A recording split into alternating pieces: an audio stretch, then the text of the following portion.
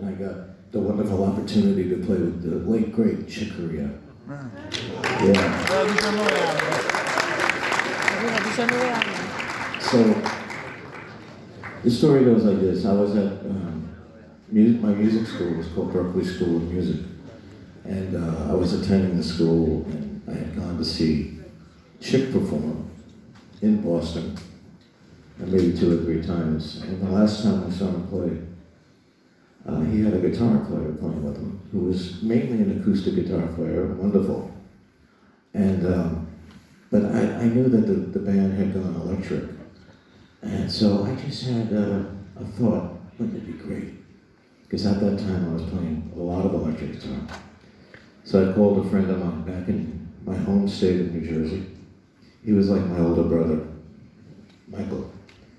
And I said to him, man, I would love to play with Return to Forever.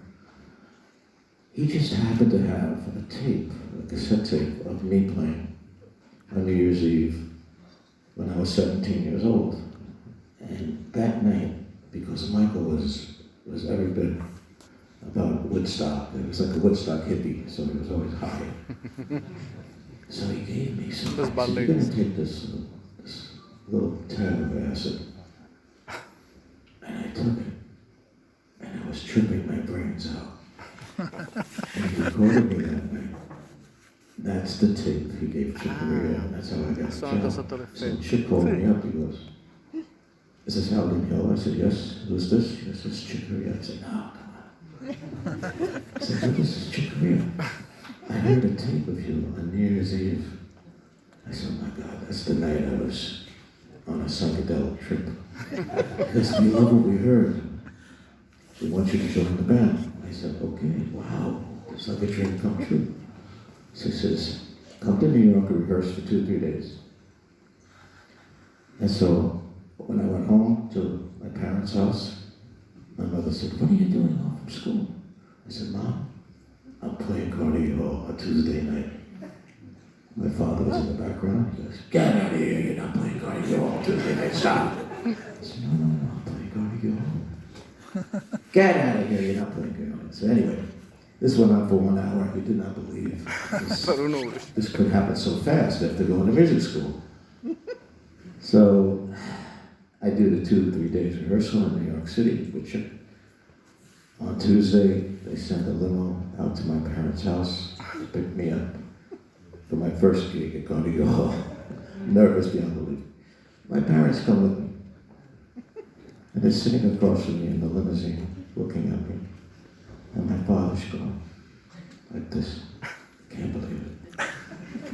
He goes, "But Alberto, I always told you, how you get to Carnegie Hall is practice, practice, practice." And I'm thinking in my mind, I'm not going to say it. No, it's acid, acid, acid.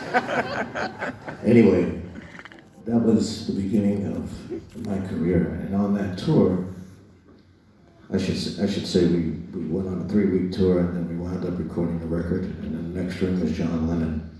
So I got to see and meet John, which was an amazing thing. And then we went to Europe. It was my first time playing Europe. And when we got to Spain, everybody was talking about this amazing flamenco player named Paco de Lucia. He was the new rage, Paco de Lucia. So I went to a record store, I bought a few of his records. I went home to New Jersey, and I really heard something that was, like another dimension of playing. We took the flamenco level to a whole new spectrum, and I had it in the back of my mind to do something with him one day. And so that day happened a few years later when I was making my second solo album. And this was the piece that actually became a hit single, a piece called Mediterranean Sundance.